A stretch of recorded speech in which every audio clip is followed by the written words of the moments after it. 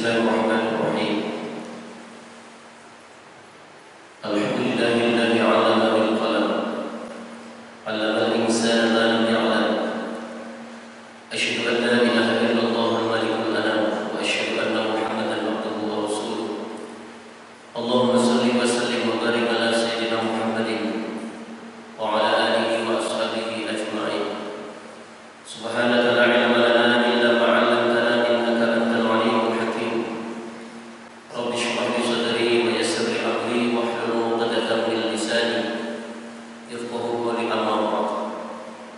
Turatan muhtaromin, para alim wal ulama, para hujjah, berkhusus segenap pengurus yayasan dan DKM Masjid Al-Jihad, jamaah sidang salat subuh rahimani wa rahimakumullah. Pertama-tama mari kita panjatkan puji syukur kehadiran Allah Subhanahu wa taala. Maksudnya kita bersyukur kepada zat-Nya Allah. Allah adalah salah satu nama dari zat yang memiliki Asmaul Husna dalam Al-Quran, beberapa nama dalam Taurat, dalam Injil, bahkan ribuan nama di tempat yang lain, yang menurut sebagian ulama nama Allah tidak kurang dari 4.000 nama. Dan di dalam kitab yang kita kaji ini, Allah mempunyai 1.000 nama. Ismul A'zam yang terbesar itu adalah Lafzul Jalalah Allah.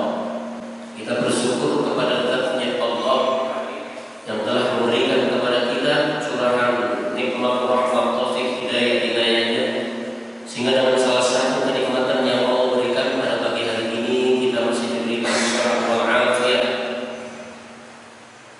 Semoga senantiasa diberikan kesemangatan, keoptimisan, dijaga imunitas kita, dan sebagai orang yang beriman harus meyakini, mengimani salah satu sumber imunitas yang tinggi di dunia ini adalah Al-Quran.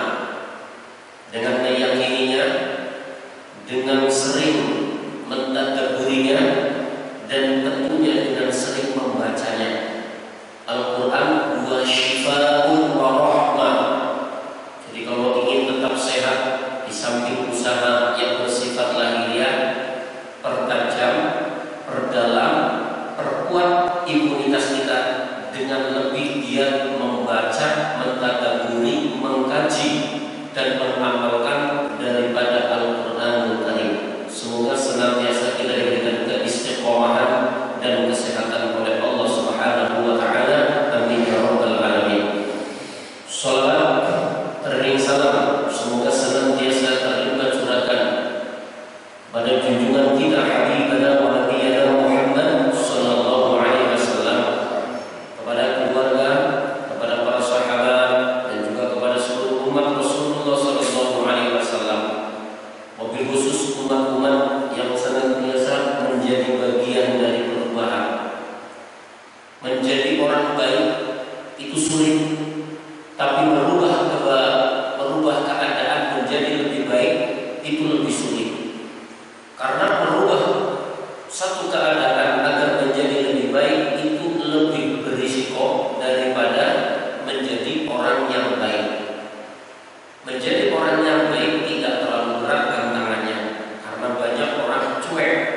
Tapi ketika seseorang ingin merubah satu keadaan menjadi lebih baik, maka banyak orang-orang yang dalam kapasitas kebiasaan melaksanakan keburukan-keburukan, bahkan menyebarkan keburukan-keburukan tersebut pasti akan menentang. Dan termasuk dalam konteks ini adalah konteks orang yang senantiasa berusaha mendedikasikan dirinya mengamalkan konteks perintah amar ma'ruf nahi munkar. Amar ma'ruf nahi munkar yang diajarkan menjadi sesuatu yang baik adalah ketika amar ma'ruf dilakukan bil ma'ruf, nahi munkar bil ma'ruf, bukan amar ma'ruf bil munkar dan bukan nahi munkar bil munkar. Tetapi pertanyaannya adalah, apabila kekuatan seorang ataupun sekelompok hamba Allah di dalam menegakkan amar ma'ruf tersebut telah pada sampai batas kekuatan pelaksanaannya, sedangkan perubahan-perubahan yang mengarahkan kepada kebaikan belum terwujud, lalu bagaimana? Kembali kepada konteks sabar, kepada konteks tawakal, dan senantiasa berdoa kepada Allah Subhanahu wa Ta'ala, karena pasti Allah akan menjadikan, meskipun hanya ikhtiar yang kelihatannya secara fisik adalah kecil, akan menjadikan wasilah-wasilah perubahan-perubahan yang lebih baik. Dan itu mungkin yang sekarang ini bisa kita lakukan. Jamaah sekalian rahimani wa rahimakumullah, pada pagi hari ini kita telah sampai kepada fasal yang ke-10, al-faslul 'ashir. Al-faslul 'ashir daripada fasal yang ke-10. Bismillahirrahmanirrahim. Qala al-musannif rahimahullah ta'ala wa nafa'na bihi wa bi'ulumihi fid dharain amin ya rabbal alamin. Bismillahirrahmanirrahim. Fi sifati quwwatihi sallallahu alaihi wasallam, di dalam menerangkan daripada sifat kekuatan yang dimiliki oleh baginda Nabi Muhammad sallallahu alaihi wasallam. Seperti kita bahas pada waktu-waktu yang lalu, bahwa Nabi Muhammad sallallahu alaihi wasallam adalah sosok yang dikatakan oleh sebagian ulama adalah insanul kamil, sempurna dalam bentuk rohani dan sempurna dalam bentuk fisik. Sehingga salah satu kesempurnaan fisik yang dimiliki oleh baginda Nabi Muhammad sallallahu alaihi wasallam, dan ini bisa dicontoh oleh setiap mukmin agar memiliki fisik yang sehat, agar memiliki fisik yang kuat, agar memiliki fisik yang mempunyai imunitas yang tinggi, adalah ketika Nabi Muhammad sallallahu alaihi wasallam itu mempunyai persifatan sifat quwwati sallallahu alaihi wasallam, seperti karena Rasulullah sallallahu alaihi wasallam syadidul batshi. Nabi Muhammad sallallahu alaihi wasallam itu adalah orang yang sangat kuat. Tapi kekuatan Nabi Muhammad sallallahu alaihi wasallam bukan dalam arti kekuatan yang digambarkan bahwasanya mempunyai kekuatan yang dibantu oleh hal-hal lain, seumpamanya magic dan lain sebagainya, itu bukan. Karena di akhir zaman dan juga banyak pemburu-pemburu daripada kekuatan-kekuatan, banyak yang menggunakan cara-cara dan bantuan daripada kelompok jin seumpamanya ataupun setan agar dirinya menjadi kuat. Yang dimaksud di sini adalah fisik yang dimiliki oleh baginda Nabi Muhammad sallallahu alaihi wasallam, bahwasanya sekali lagi karena Rasulullah sallallahu alaihi wasallam syadidul batshi, Nabi Muhammad sallallahu alaihi wasallam itu adalah seorang yang sangat kuat, karena memang beliau adalah orang yang gemar berolahraga. Olahraganya yang sampai kepada kita yang disunahkan diantaranya adalah berkuda, memanah, kemudian juga adalah berenang. Sehingga diceritakan Muhammad bin Ishaq wa ghalihi, diceritakan dari sahabat Ibnu Ishaq dan selain daripada Ibnu Ishaq, bahwasanya annahu kana bi Makkah rajulun syadidul quwwati, bahwa Nabi Muhammad sallallahu alaihi wasallam sesungguhnya di Mekah adalah termasuk laki-laki yang sangat kuat, yuhsinus sira'a, yang bagus, yang baik di dalam perkelahian, di dalam pertempuran.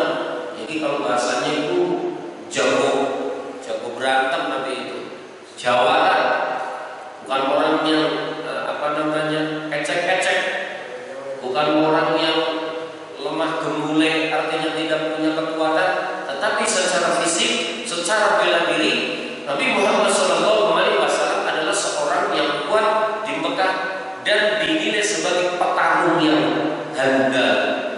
Wa kana an-nasu yatunahu min al-biladil musarrati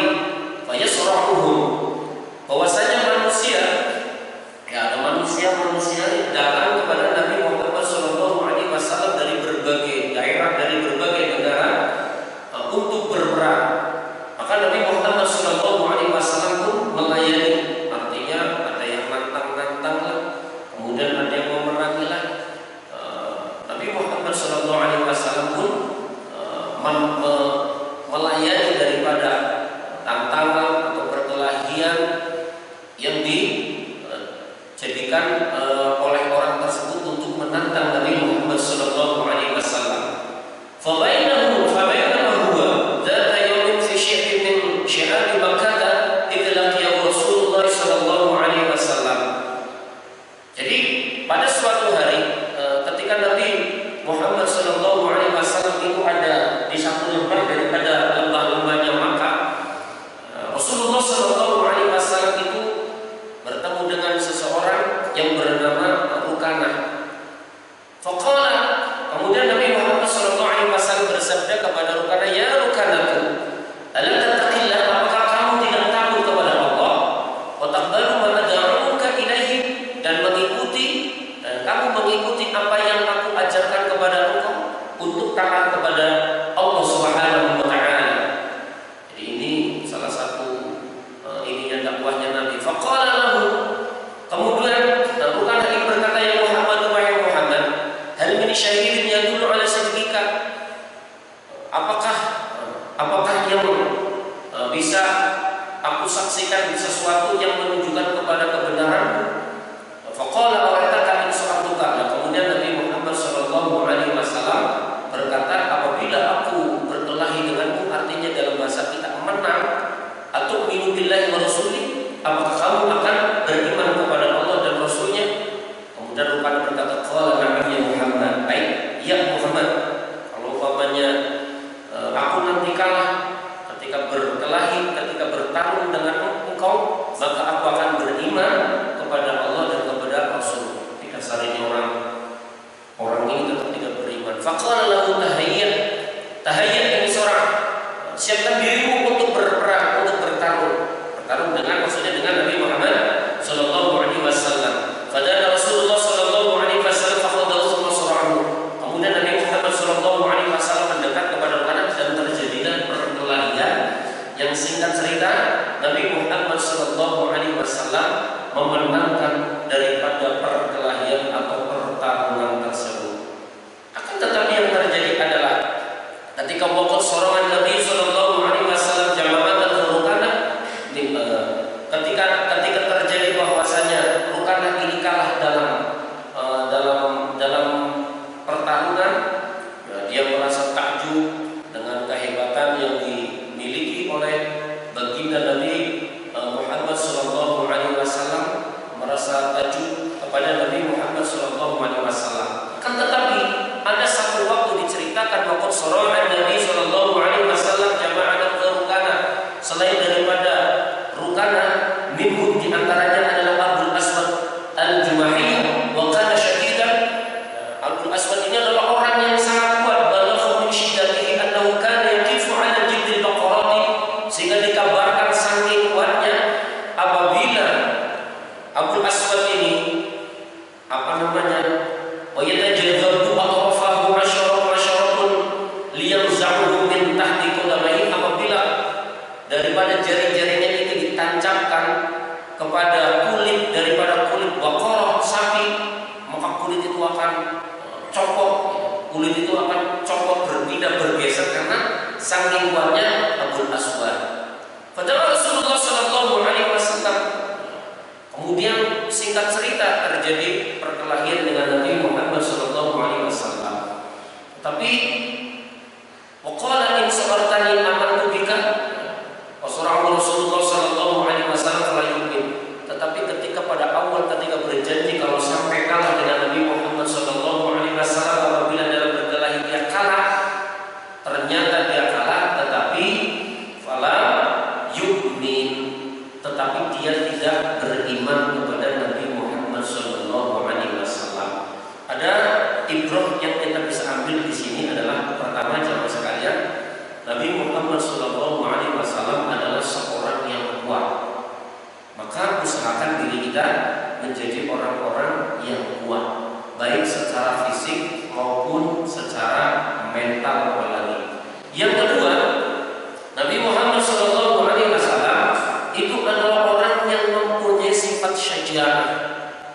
sifat pemberani. Maka wajib bagi setiap orang yang beriman itu memiliki sifat pemberani, tetapi bukan pemberani yang sifatnya konyol. Sifat pemberani yang dilandasi oleh siasat yang tepat. Kapan waktunya mempergunakan kekuatan tersebut dan kapan waktunya dia menyembunyikan daripada kekuatan tersebut. Bahkan juga harus dilambari dalam arti kekuatan yang sesungguhnya. Kuat, yang paling kuat itu adalah ketika seseorang mampu menaklukkan, mampu menahan dirinya ketika dia dalam keadaan marah. Karena kalau seseorang sekuat apapun, terutama adalah seorang mukmin, apabila dirinya belum bisa mengendalikan daripada amarahnya, maka amarah yang dilampiaskan dengan membabi buta ini adalah awal kelemahan, bahkan menjadi awal daripada sebuah kekalahan, bahkan kehancuran. Dan ini yang harus benar-benar dimanage oleh kita semua. Jadi menjadi mukmin yang kuat lebih baik daripada mukmin yang lemah. Kemudian jadilah seorang mukmin yang mempunyai sifat pemberani. Tentunya pemberani yang dimaksud di sini adalah pemberani dalam kebenaran, berani dalam menegakkan keadilan, tetapi tetap harus diperhitungkan daripada siasatnya, daripada teknik, daripada cara, sehingga tidak menjadi keberanian yang sifatnya konyol. Wa amma quwwatu Rasulillah sallallahu alaihi wasallam 'ala al-jima', dan adapun kekuatan Rasulullah sallallahu alaihi wasallam dalam perkara jima', perhubungan badan. Faqad qala Anas radhiyallahu ta'ala innahu kana sallallahu alaihi wasallam, sesungguhnya Nabi Muhammad sallallahu alaihi wasallam yaduru 'ala nisa'ihi fi sa'atin wahidah. Nabi Muhammad sallallahu alaihi wasallam itu menggibir, mengelilingi, berputar pada istri-istri beliau dalam satu waktu, yang waktu minal laili wan nahar, dari malam dan siang. Wa hunna ihda asyarata, dan adapun daripada istri Nabi sallallahu alaihi wasallam adalah 11 orang. Wa akhraja ibnu Mani', ini Nabi istrinya 11, Mas'ud juga 9, tetapi umatnya hanya boleh berapa Pak? 4. Jangan menafsirkan ayatnya masna wa sulasa wa ruba. Masna itu artinya apa? 2-2, wa sulasa 3-3, wa ruba 4-4. 2-2, 3-3, 4-4 berapa ketemunya? Banyak. Karena ada itu orang-orang luar sana yang masna 2-2, sulasa 3-3, rubah 4-4, 8 tambah 6 14 tambah 4 20. Itu bukan sunnah Nabi, itu kita tolak begitu. Jangan berani-berani nanti kena kisos. Wa akhraja Ibnu Mani' anna Rasulullah sallallahu alaihi wasallam kana yatufu ala tis'i niswatin min dhahwatin. Jadi Nabi Muhammad sallallahu alaihi wasallam itu menggibir 9 daripada istrinya sebelum daripada tengah hari. Jadi Nabi Muhammad SAW itu mempunyai kekuatan, kalau kita kekuatan apa Pak? Ya kekuatan laki-laki itu luar biasa. Kalau manusia umumnya 1-2 itu sudah leholan, tapi Nabi tidak. Mu'azzaf bin Sulaim atani Jibril bi qitrin fa akaltu minha fa utitu quwwata 40 rajulan fil jima'. Datang kepadaku daripada Jibril dengan membawa daripada semacam alat wadah kayu kering. Fa akaltu minha, kemudian aku memakan daripadanya. Fa utitu, maka aku diberikan kekuatan 40 rajulan fil jima', kekuatan 40 orang dalam urusan berhubungan suami istri. Jadi beliau itu memang luar biasa. Tapi sekali lagi hubungan badannya Nabi Muhammad SAW bukan atas landasan nafsu. Jadi kadang-kadang kan begini, Nabi itu istrinya banyak, kalau bisa kita kuat yang 4. Tapi bedakan, Nabi Muhammad SAW itu beristri, yang dicari itu bukan yang perawan-perawan. Yang dicari yang bagaimana? Yang dicari oleh Nabi bukan dicari yang ketemu kemudian beristri oleh Nabi itu banyak orang-orang yang latar belakangnya adalah susah. Bahkan ada yang sudah berumur. Dari itu Nabi mengayomi, Nabi menafkahi, Nabi menolong, Nabi mengangkat derajatnya. Nah, beda kalau orang sekarang, beda umatnya, umat jarang. Yang nyari pertama nyari perawan, yang kedua perawan namanya janda yang umur 40 terus janda 60 tahun. Kalau sekarang istri pertama umur 30, istri yang kedua umur 20, istri ketiga 14, istri keempat cabai-cabean begitu. Beda. Kalau mau mengikuti sunnah Nabi ya cari, kalau bisa yang apa? Yang perawan itu 1, yang lainnya yang sepuh-sepuh, yang janda-janda. Banyak di sini ya. Silakan kalau mau menambah atau apa. Tapi saya yakin di sini bapak-bapak semuanya ikut istiqomah ya. Kata suami istri takut kalau di rumah mana berani. Berani. Jadi Nabi Muhammad SAW mengatakan wa mujahidin u'atiyah. Bahwasanya Nabi Muhammad SAW Nabi Muhammad SAW diberi oleh Allah Subhanahu wa taala quwwata 40 rajulan fil jima'. Kekuatan daripada 40 laki-laki dalam urusan jima. Tapi Nabi Muhammad SAW itu adalah seseorang yang bisa menahan syahwatnya sekali lagi, sehingga tidak menempatkan atau menyalurkan daripada hasrat syahwatnya itu kepada hal-hal yang diharamkan oleh Allah Subhanahu wa taala. Beda umat akhir zaman, kadang sudah dikasih istri yang pasangan yang cantik, di rumah udah sampai istilahnya bosan-bosan masih nyari-nyari yang lain, bahkan terkadang disalurkan kepada hal-hal yang lain. Di samping memang di akhir zaman ini fitnah dari yang namanya ya kalau kita kenal namanya kalau laki-laki itu fitnahnya adalah perempuan laki-laki itu luar biasa. Buktinya adalah terjadinya perselingkuhan di mana-mana merajalela. Bapak silakan datang ke pengadilan agama, itu ngantri di sana yang namanya orang cerai.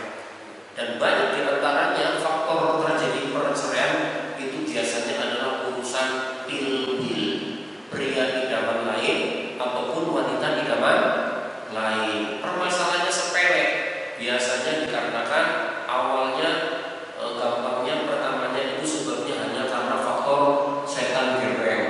Apa? Setan gepeng apa?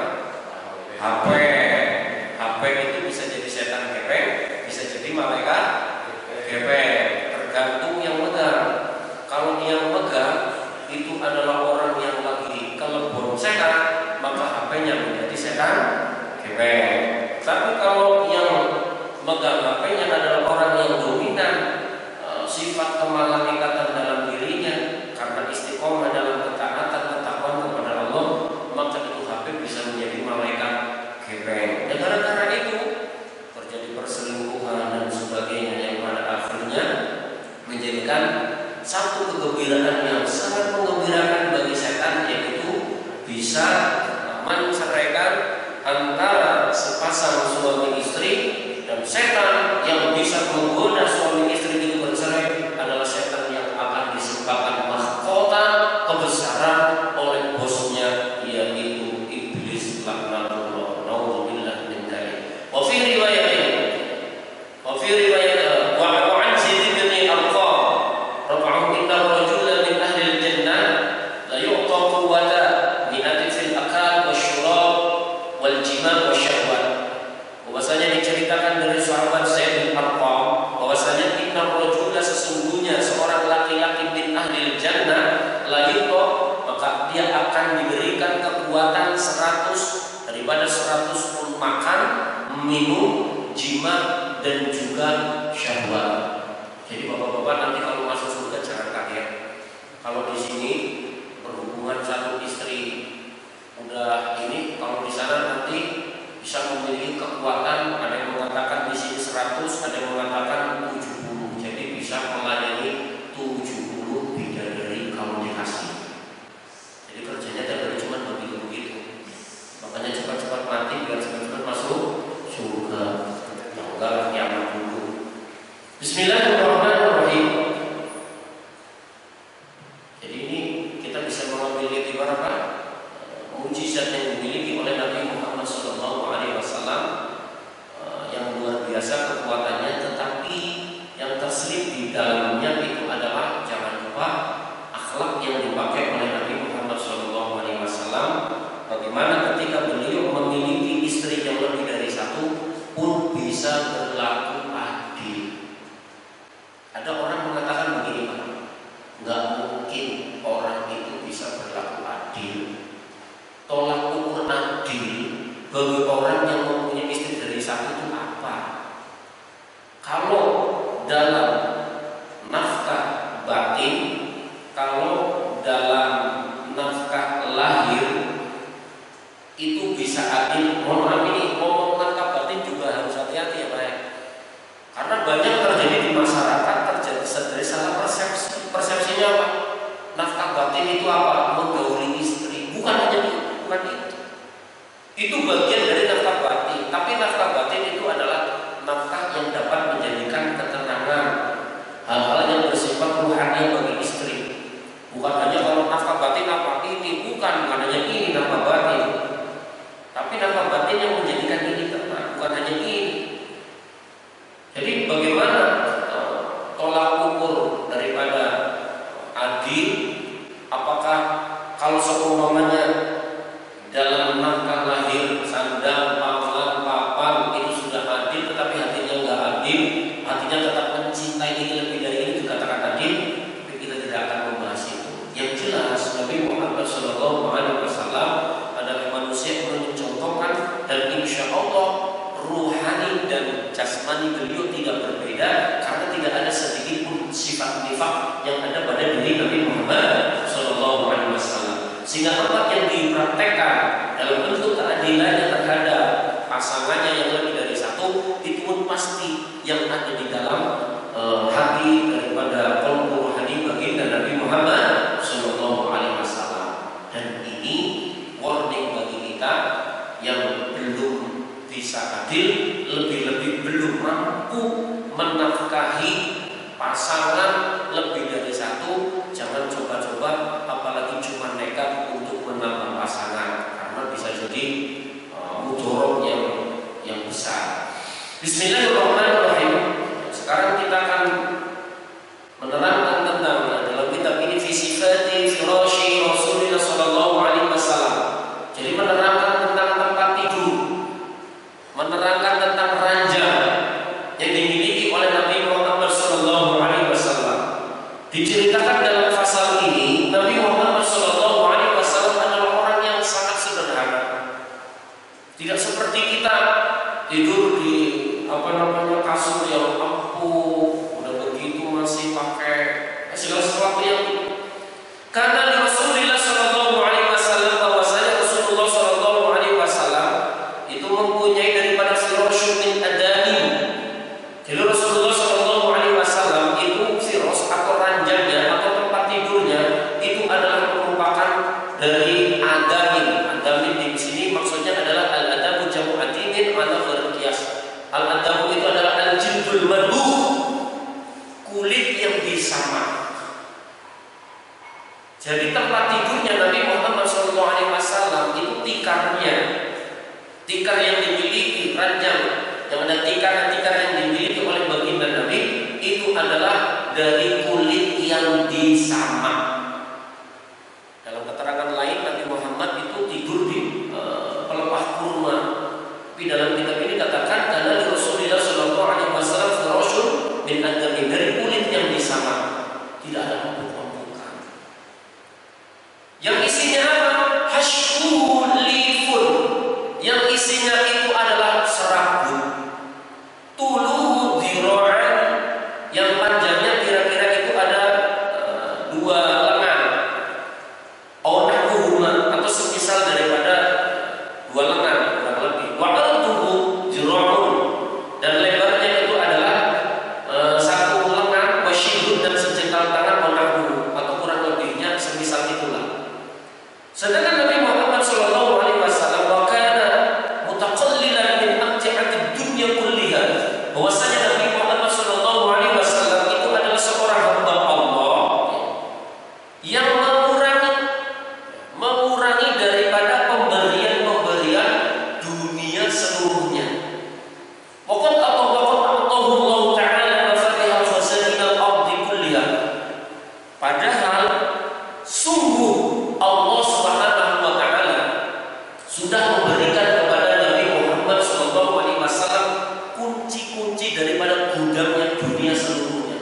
Jadi istilahnya Nabi Muhammad SAW itu mau menjadi manusia yang paling kaya di muka bumi, bahkan melebihi kekayaan yang dimiliki oleh baginda Nabi Sulaiman alaihissalam.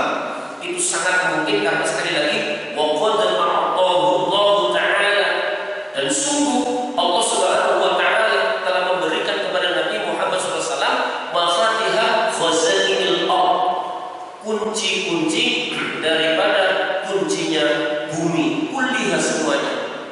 Tetapi apa yang terjadi? Fa'abara ayyakhudaha. Nabi Muhammad SAW tidak mau untuk mengambilnya. Jadi apa yang dilakukan Nabi? Waqtarul akhirata 'alaiha. Nabi Muhammad SAW lebih memilih daripada akhirat dibanding dunia. Itulah baginda Nabi Muhammad SAW. Ibrah yang bisa kita ambil apa Bapak sekalian? Nabi Muhammad SAW mengajarkan kepada umatnya untuk menjadi hamba-hamba yang zuhud. Zuhud artinya tidak apa? Hubbud dunya. Boleh kaya apa? Boleh, tetapi tidak hubbud dunya. Hubbud dunya itu apa? Hatinya selalu, kalau bahasa Jawanya kontang-kantil, terkatung-katung di dalam jiwa, di dalam hatinya hanya berisi dunia. Mau tidur mikir dunia, tidur mimpinya dunia, bangun tidur mimpinya dunia. Jadi dunia dan dunia. Dunia itu apa isinya? Ya dunia yang itu isinya harta benda, jabatan, terus kedudukan, ya wanita. Pokoknya kalau orang cuma pikirannya harta tahta wanita, dan itu dijadikan orientasi hidup sekuat-kuatnya, dan dia tidak terpikirkan akan akhirat yang abadi, akan akhirat yang langgeng, maka ini berarti tidak mengikuti apa yang diajarkan oleh baginda Nabi Muhammad SAW. Jadi Nabi itu adalah orang atau manusia yang paling zuhud, sehingga tidak ada dunia itu mempengaruhi terhadap diri beliau. Dan di samping salah satu cara yang diajarkan oleh Nabi agar bisa menjadi orang yang zuhud itu adalah dengan berlaku hidup sederhana. Dan ini susah, apalagi umat akhir zaman yang semuanya itu kepenginnya adalah kaya raya, jabatannya, bahkan yang sangat menakutkan. Dan kadang-kadang mungkin kita di dalamnya itu adalah ketika umat akhir zaman ini sudah tidak lagi waspada, sudah tidak lagi memikirkan secara mendalam akan kaitannya dengan pencarian keduniaan, sehingga jalan-jalan yang subhat, bahkan jalan-jalan yang sifatnya haram kerap dilakukan. Buktinya apa? Berita bolak-balik kita dengar ada namanya orang nyolong. Orang nyolong kecil-kecilan namanya apa? Maling. Kasihan orang yang nyolongnya kecil-kecilan. Tapi kalau orang nyolongnya gede-gedean namanya apa? Koruptor. Koruptor sama maling masih mendingan mana? Koruptor. Kalau maling nyolong ayam digebukin, kalau koruptor pulang menyerahkan hartanya ditepuk tangani, diacungi jempol. Masya Allah, ini akhir zaman yang luar biasa. Subhat, haram, merajalela di mana-mana mencari harta yang benar-benar halal itu sekarang susahnya luar biasa. Rosi wal murtasi juga merajalela di mana-mana. Sogok menyogok juga terjadi di mana? Di mana-mana. Sogok menyogok, pengen punya jabatan, pengen punya kedudukan. Ketika menjabat dengan cara menyogok, maka ketika sudah menjadi pejabat, yang pertama pikirannya adalah bagaimana mengembalikan harta yang untuk menyogok. Gak pandang orang kecil orang besar. Orang besar suka nyogok, Giliran orang kecil juga mau dan senang disogok. Contohnya apa? Mobil kaca. Jagonya masih berapa nih? Oh masih 5.000, terima saja, gitu kan? Ya sama saja itu. Masya Allah, akhir zaman luar biasa. Wasu'ilat Aisyah radhiyallahu anha.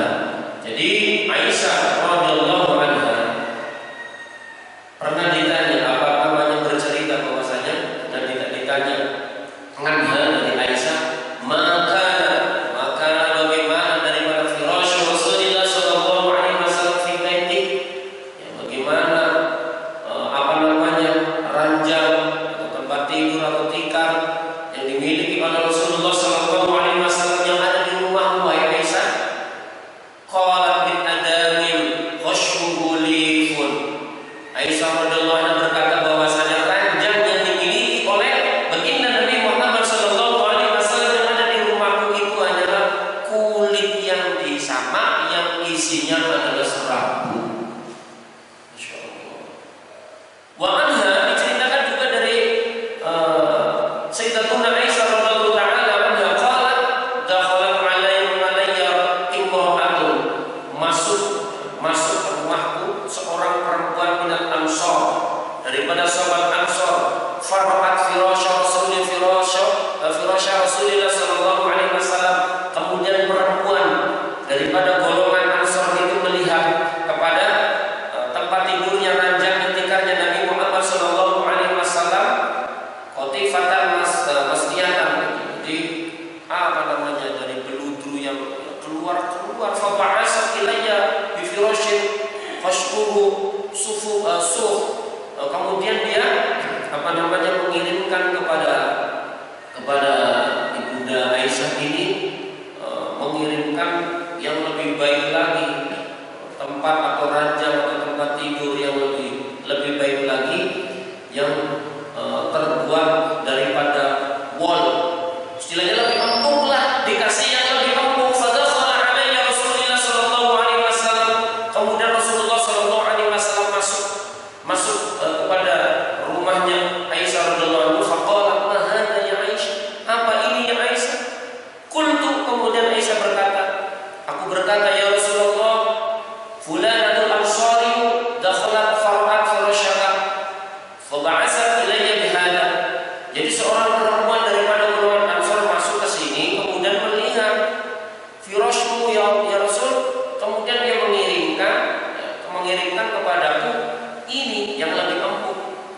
Faqala, Nabi Muhammad sallallahu alaihi wasallam bersabda, ruddihi ya Aisyah, kembalikan firash ini ya Aisyah. Fa wallahi, maka demi Allah, law syi'tu la ajrallahu ta'ala ma'i jibal adh-dhahabi wa fiddah. Maka demi Allah, kata Nabi, apabila aku berkehendak, maka niscaya Allah Subhanahu wa taala akan memberikan kepadaku daripada gunung-gunung emas dan perak. Nabi Muhammad sallallahu alaihi wasallam adalah seorang manusia yang luar biasa. Usilat Hafsah radhiyallahu taala anha, maka Nabi Rasulullah bagaimanakah daripada ranjang atau tikar yang dimiliki oleh Rasulullah sallallahu alaihi wasallam? Misham, qala misham. Jadi apa namanya? Ranjangnya itu terbuat dari, Masya Allah, kain yang kasar, pakaian yang kasar, nasni yang apa namanya, tertakuk-takuk, sin yatai tertakuk, dua takukan, jadi kasar, benar-benar kasar. Fayadamu alaihi, Rasulullah sallallahu alaihi wasallam tidur dengan ini. Falamma kana dzata lailatin qultu law sanatuhu arba'a simyati lakana awtalahu. Jadi mengatakan kepada Nabi, andaikan ya, takukannya ini diperbanyak jadi 4, jadi akan lebih empuk ya Rasul. Falamma asbaha qala ma farashtumu lilailah, apa yang kamu jadikan sebagai alas punggungku pada waktu tadi malam, lalu bahasanya qala kulna wa firashuka illa ana. Jadi takukannya ditambah dengan mesinnya itu menjadi 4 daripada tekukan. Kulna wa atul biar lebih lemes, biar lebih enak. Tapi apa yang dikatakan oleh baginda Nabi? Rudduhu ya halatihil ula, kembalikan kepada posisi awal. Kenapa kata Nabi? Fa innahu manatini, dikarenakan itu virus yang lebih empuk tadi itu mencegah aku mencegah apa? Sholatil lail, daripada sholat malam. Jadi Nabi Muhammad SAW memang sengaja menjadikan dirinya hidup sederhana, tidak enak-enakan dengan masalah dunia, bahkan dalam urusan tikar atau tempat tidurnya ataupun ranjangnya dijadikan tidak bernyaman-nyaman, dikarenakan hal yang nyaman-nyaman itu menjadikan beliau mencegah daripada melakukan sholat malam. Ibroh yang kita ambil jamaah sekalian, apapun yang disempatkan pada diri kita, kadang-kadang itu banyak yang orang enak-enakan itu bikin lama, tidur di tempat yang empuk, di udara yang sejuk, banyak tidur, akhirnya sedikit ibadah, makan kenyang, jarang lapar karena terlalu kenyang mungkin, akhirnya juga malas beribadah. Kalau cuma malas beribadah mungkin masih bisa ditolerir. Yang tidak tertolerir itu adalah ketika orang semakin lalai dengan kenikmatan-kenikmatan yang pada hakikatnya Allah kasih nikmat tujuannya agar kita bisa ibadah, kuat ibadah, tetapi nikmat itu kemudian menjadi istidroj karena berlebihan, malas ibadah. Yang fatal itu adalah ketika besarnya nafsu syahwat, terlalu banyak makan, akhirnya banyak tidur. Orang yang banyak makan, banyak tidur, biasanya syahwatnya tinggi. Orang kalau syahwatnya tinggi, biasanya keinginan-keinginan yang bersifat keduniaan pun akan tinggi, sehingga muncul dalam benak pikirannya, dalam hatinya sifat ta'ammul, angan-angan kenikmatan yang bersifat duniawiah, baik urusan harta, urusan tata maupun urusan wanita. Dan kita diajarkan oleh baginda Nabi Muhammad SAW untuk menghindari hal yang semacam itu. Maka marilah kita berusaha menjadikan diri kita menjadi umat yang sederhana, dalam arti bukan umat yang perek, gembel dan sebagainya, tetapi umat yang ketika diberikan oleh Allah baik harta, baik jabatan ataupun apa, tetapi itu bisa dijadikan kendaraan dalam rangka ibadah kepada Allah Subhanahu wa Ta'ala. Merugilah orang yang diberikan harta, merugilah orang yang diberikan jabatan, kedudukan, dan diberikan seumpamanya istri, tetapi tidak menjadi kendaraan untuk mendekatkan diri kepada Allah Subhanahu wa Ta'ala. Terakhir, jamaah sekalian yang dimuliakan oleh Allah, berkaitan dengan fenomena harokah Islamiyah pada akhir-akhir ini, kita hanya bisa menyampaikan tetap waspada, menunggu, karena ada ceramah seorang ulama dari ma'rifat. Jadi beliau mengatakan begini, kondisi kita kan sudah begini Bapak-bapak, ditunggu saja, harap semuanya tenang, ditunggu saja, harap semuanya tenang, menunggu apa? Menunggu komando, tenang, semuanya lagi berproses. Rijalul ghaib, wali-wali Allah itu tidak diam, dan orang-orang yang punya kemampuan itu pun tidak diam. Meskipun sekarang kalau diperhatikan posisi kaum muslimin secara umum, kita sudah bisa mengukur lah. Jadi kalau dengan kondisi begini, Kira-kira perjuangan itu lewat mana lagi? Apakah masih dengan cara teknis harus diubah? Perbanyak doa, pertebal iman, pertebal takwa. Merubah suatu keadaan dari baik menjadi lebih baik atau dari buruk menjadi baik tidak murni menggunakan kekuatan fisik.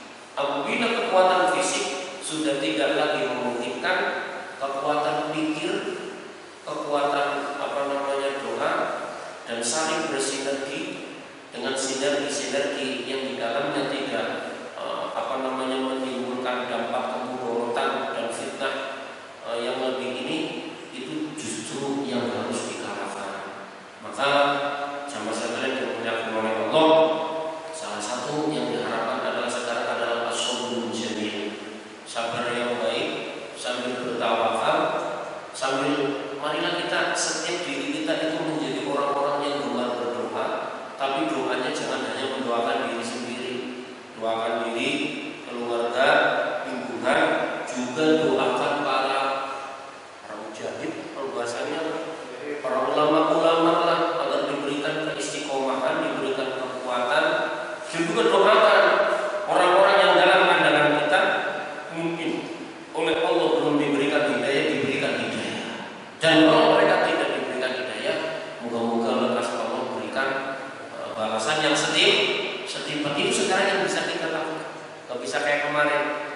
Jadi kalau ditanya ini bagaimana, menunggu. Bahasanya adalah menunggu, karena secara siasat kita ini lagi menunggu ya satu sosok, satu power yang sebenarnya kalau kata mohon maaf para ahli marifat, orang-orang yang terkenal ahli hakikat masih di wilayah Jawa ini mengatakan tunggu, akan ada masanya datang. Yang wajib diwaspadai sekarang itu adalah fitnah-fitnah yang luar biasa, tetapi bagaimana kita berusaha meminimalisir, termasuk fitnah-fitnah yang kaitannya dengan penyakit dan sebagainya.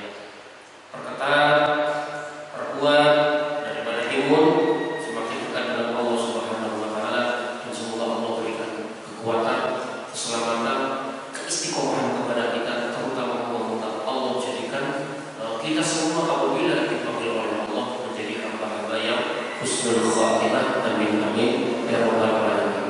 Demikian yang bisa saya sampaikan. Sekali lagi tetap semangat untuk mengkaji Al-Quran, mengkaji sirah Nabawi, mengkaji sunnah-sunnah Nabi Muhammad SAW. Ikuti arahan daripada Allah